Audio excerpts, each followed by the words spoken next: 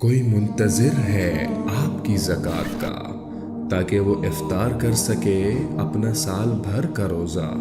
مستحق افراد تک راشن پہنچانے میں MTJ فاؤنڈیشن کا ساتھ دیں۔ تقسیم رحمت رمضان راشن پروگرام۔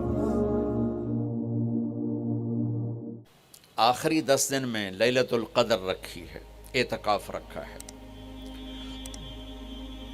پہلی امتوں کے لیے یہ نہیں تھا کہ پچھلے سارے گناہ معاف ہو جائیں، یہ ہمارے لیے کہ ہمارے پچھلے سارے گناہ معاف ہو جاتے۔ اللہ تعالیٰ کا عرش پہلے آسمان پہ آ جاتا ہے، جنت کے دروازے کھل جاتے ہیں، جہنم کے بند ہو جاتے ہیں، شیطان قید ہو جاتے ہیں، اور سمندر کی مچھلیاں اور زمین کی چونٹیاں تک روزہ رکھنے والوں کے لیے دعا کرتی ہیں۔ اور اللہ تعالیٰ جنت کو روزانہ کہتا ہے، ان قریب میرے نیک بندے بندیاں آنے والے ہیں، تو ان کے لیے میک اپ کر لے، تو ان کے لیے تیار ہو جائے۔ یہ اللہ تعالیٰ کی رحمت کو لینے کا سیزن ہے۔ پہلی امتوں کو اعتکاف نہیں ملا تھا، ہمیں اعتکاف ملا ہے کہ 10 دن اللہ دے بوئے تے پہ جاؤ، یا اللہ تیرے کو معافی کروا کے ہی اٹھنا ہے، ہمیں اٹھنا ہی کوئی نہیں۔ تو جو دروازے پہ آ جاتا ہے آدمی اسے معاف کر ہی دیتا ہے۔ کوئی بہت ہی سخت دل والا ہو تو معاف نہ کرے، ورنہ بڑے سے بڑے غصے والے بھی کہتا اچھا جی جاؤ معاف کیتا۔ اس میں ایک لیلۃ القدر ہے، وہ بعد میں بات کرتا ہوں۔ پھر اللہ تعالیٰ نے اس میں غریب آدمی کی کہ روزے اچھے گزر جائیں، عید اچھی گزر جائے، اس کے لیے اللہ تعالیٰ نے صدقہ فطر رکھا ہے۔ ہم اسے عید کے ساتھ جوڑ دیتے، پہلی رمضان سے دینا چاہیے تاکہ غریب اپنا کوئی روزہ تو رکھ سکے۔ پہلے رمضان سے 29 رمضان تک جب مرضی دے دیں، اور اگر وہ فطرانہ ادا نہیں کرتا تو اس کے روزے اس کے سر کے اوپر سے بھی نہیں جاتے، وہیں کھڑے رہتے ہیں۔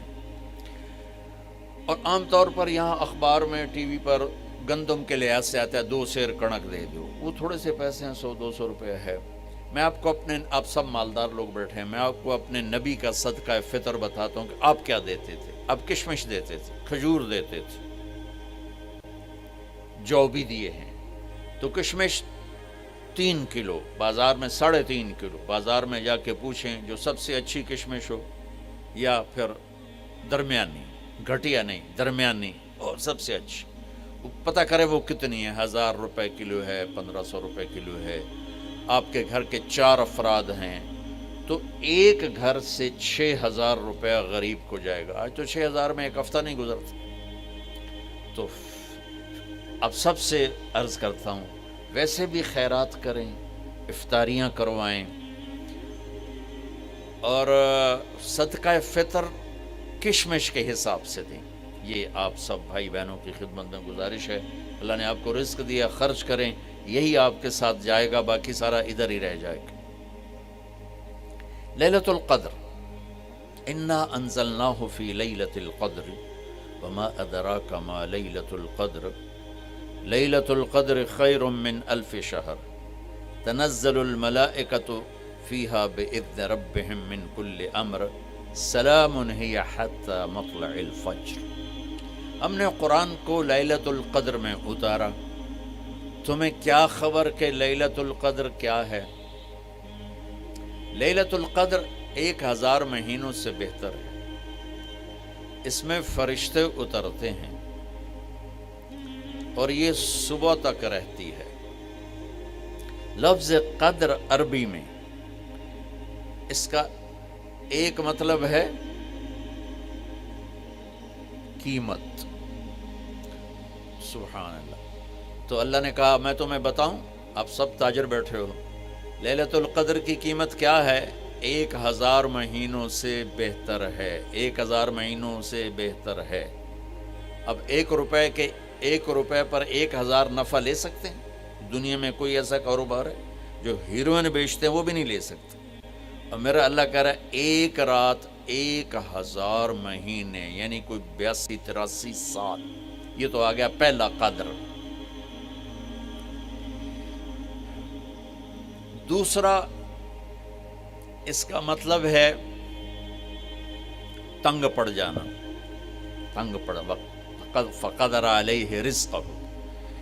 تو تنزل الملائکۃ فیہا، تنزل الملائکۃ والروح فیہا، کہ اس رات اتنے فرشتے اترتے ہیں کہ زمین تنگ پڑ جاتی ہے. سبحان اللہ، اتنے فرشتے آتے ہیں زمین تنگ پڑ جاتی ہے. تیسرا مطلب ہے قدر، مقدار کو. تو اللہ تعالیٰ نے اس کا آخری مطلب بھی بتایا، سلام ہی حتی مطلع الفجر، کہ یہ فجر کی نماز تک، فجر کی اذان تک یہ رہتی ہے. 3 مطلب ہیں قدر کے، تینوں اللہ نے قرآن میں کور کیے. قیمت کیا ہے؟ 1000 مہینوں سے بہتر. تنگی کیا ہے؟ فرشتوں سے زمین بھر جاتی ہے. مقدار کیا ہے؟ صبح صادق. لیلۃ القدر 27 کی نہیں ہوتی، 21، 23، 25، 27، 29. اب یہ 5 راتیں جاگنے چھٹ. آپ لوگ تو ویسے رات کے بادشاہ ہو، جاگ لو. تو لیلۃ القدر مسجد میں نہ گزارو، گھر میں گزارو. یہ مسجدوں میں اشتہار لگ جاتے ہیں، فلاں کے ساتھ شب قدر گزاریں، فلاں حضرت کے ساتھ شب قدر گزاریں. پھر ادھر کوئی صلاۃ تسبیح پڑھ رہا ہے باجماعت، عورتیں صلاۃ تسبیح کی جماعت کرا رہی ہیں، اور پتہ نہیں اور کتنی عجیب و غریب قسم کی عبادات شروع ہو جاتی. یہ نفلی عبادت ہے، میرے نبی گھر میں پڑھتے تھے. آپ نے اشراق کے سوا ہر نفل گھر پڑھا، ہر سنت گھر میں پڑھی. تو آپ لیلۃ القدر کو یہ مستورات بھی آپ بھی اکٹھے ہو کے نہیں منانا، الگ الگ مصلی بچھا کر اپنے اللہ سے رونا دھونا کرو، اپنے اللہ کو منانا کرو. میں بھی کروں، آپ بھی کریں. نوافل کی، جیسے ابھی شب برات گزری تو اشتہار تھے. میں جا رہا تھا ادھر غلام آباد میں، ایک جنازہ ہو گیا تھا، تو اشتہار فلاں حضرت کے ساتھ شب برات گزاریں، فلاں مسجد میں شب برات گزاریں، فلاں جگہ شب برات گزاریں. بھائی وہ گھر میں منانے کی ہے، مسجد میں نہیں. میرے نبی نے نفلوں کو تنہائی میں ادا کیا، فرض کو مجمع میں ادا کیا. لیلۃ القدر میں جاگنا نفل ہے. اور پھر جب اکٹھے ہو جائیں گے لوگ اور عورتیں تو پھر ساتھ غیبت بھی چلے گی، اور ایک غیبت کا بول ساری رات کو اڑا کے رکھ دے گا. مردوں یا عورت اکٹھے ہو جائیں، غیبت سے تو بچتے نہیں، نہ ہی رک سکتے. ہم سندھ سے ہم بائی روڈ آ رہے تھے، کراچی سے بائی روڈ جماعت تھی. تو وہ راستے میں بڑی غیبت کریں، نوجوان تھے سارے نئے نئے. میں چپ کر کے سنتا رہا. جب کوئی 2 دن گزر گئے نا، تو ہمارے پاس بڑی وین تھی. میں نے کہا بچوں ایک نصیحت کرتا ہوں کہ غیبت نہ کیا کرو، مذاق کرو، ہنسا کرو، کھیڑا کرو، غیبت نہ کرو. تھوڑی سی میں نے اس پہ بات کی تو بڑے متاثر ہوئے. کہا جی ٹھیک ہے انشاءاللہ آئندہ بالکل نہیں کریں. کوئی آدھا گھنٹہ گاڑی میں سناٹا رہا. آدھے گھنٹے کے بعد ایک بولے مولانا یہ غیبت نہ کری تو پھر گلاں کی کریے. یہ میرا کلچر ہے. لہٰذا عورتیں عبادت کے لیے بھی اکٹھی ہوں گی تو غیبت شروع ہوگی، مرد مسجد میں اکٹھے ہوں گے وقت ضائع ہوگا، غیبت شروع ہوگی. میرے بھائی بہنوں، ہر نفل کو گھر میں گزار، اپنے گھر کو بابرکت بناؤ. اپنے گھروں میں نفل پڑھو، تلاوت کرو، ذکر کرو. صرف اشراق کے نفل میرے نبی مسجد میں پڑھتے تھے 2 رکعت، باقی ہر نفل آپ نے مسجد میں ادا کی. تو یہ چند چیزیں رمضان کے متعلق میں نے عرض کی ہیں. اب ایک بڑی اہم بات میں آپ کے سامنے عرض کرنا چاہتا ہوں. رمضان کی دولت کس سے ملے گی؟ رمضان کی برکات کس سے ملیں گی اور کون محروم ہو جائے گا؟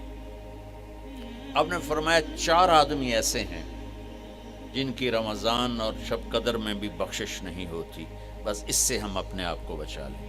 کون ہے یا رسول اللہ؟ آپ نے کہا مدمن خمر، شراب کا عادی. کبھی کوئی پی لے توبہ کر لے، میں اس کی اجازت نہیں دے رہا ہوں. مدمن کا لفظ ہے جو روزانہ شراب پیتا ہے، اس کی رمضان میں بخشش نہیں. عاق لوالدیہ، جو ماں باپ کا نافرمان ہے، اس کی بخشش نہیں. قاطع الرحم، رشتہ داروں سے لڑنے والا، اس کی بخشش نہیں. المشاحن، دل میں بغض رکھنے والا، اس کی بخشش نہیں. ہر وہ چیز جو میرے آپ کے لیے نقصان دہ اللہ نے حرام کر دی. ہر وہ چیز جو میرے آپ کے لیے مفید ہے اللہ نے حلال کر دی. سود حرام کر دیا، ہماری پاکستان کی معیشت نہیں، پوری دنیا کی معیشت ڈوبی پڑی ہے، سارے ملک قرضوں پہ چل رہے ہیں، سود نے پوری دنیا کو تباہ کر دیا۔ تو میرے اللہ تعالیٰ نے، آپ دیکھتے ہیں نا، میرا اللہ کہتا ہے فَأَذَنُوا بِحَرْبٍ مِّنَ اللَّهِ وَرَسُولِهِ، اگر سود نہیں چھوڑو گے تو میرے اور میرے رسول مل کر تمہارے خلاف جنگ کریں گے۔